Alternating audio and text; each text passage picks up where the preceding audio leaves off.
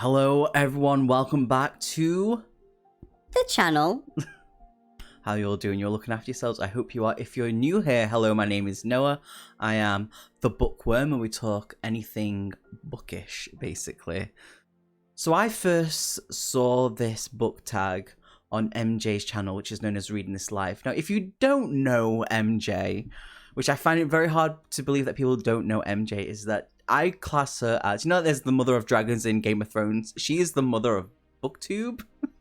I like to call her as. She doesn't know this, but there you go. She's absolutely lovely. She's always helpful and just, I don't know. It's just something about her is just absolutely lovely. So definitely go check her out if you haven't, though you probably have anyway. So this book tag is called Off the Top of Your Head. And when I first watched it on her channel, I was like, yes, this is a good book tag because I'm going to talk about weird stuff. But let's just kind of dive in on this. The first question: what was your favorite picture book as a child? Now, I may be naming this wrong. My favorite one when I was a little child, when I was a wee little person, smaller than I am now, I think it was The Rainbow Fish because it had one shiny scale. I loved that book to bits. Number 2, what series did you love as a child? The only series I ever read growing up was The Night World by L.J. Smith, and I've got the collection there now, the special edition. That isn't complete because she never released the last book. Book number 10.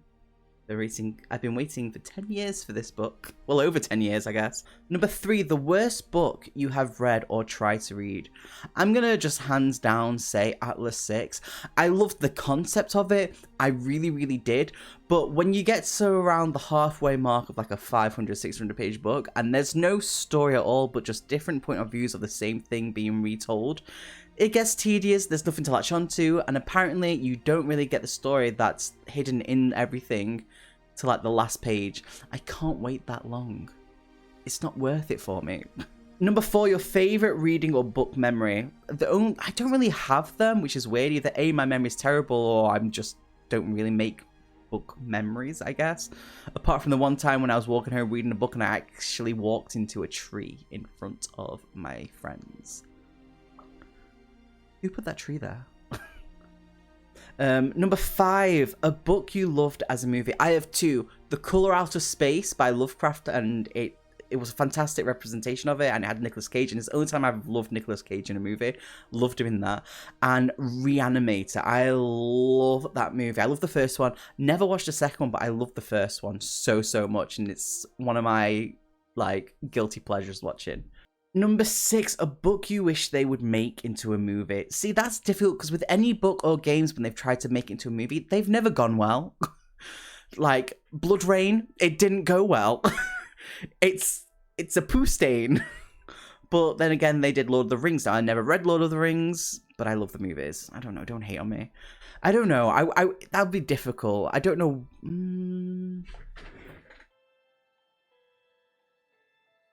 You know what? I do know what book I would love for them to do. Paradise Swan, that sci-fi book that I was obsessed with, that I just breezed through, and I'm waiting for the second book that's out in November. Paradise Swan by David Wellington. Sorry, I had to turn around and have a look at the name because I couldn't remember what his name was. Yeah, I would love to see that in either a series or movie form. Number 7, a book character that you would like as a friend. Oof. You know what? I would like Violet from Fourth Wing to be my friend because she's not a whiny bitch. She knows what she can and can't do, and she does what she does, and she fucking makes it work. I can appreciate a friend like that. Number 8, a place you want to visit because of a book you read. Most of my books are horror. I would not like to visit any of them at all.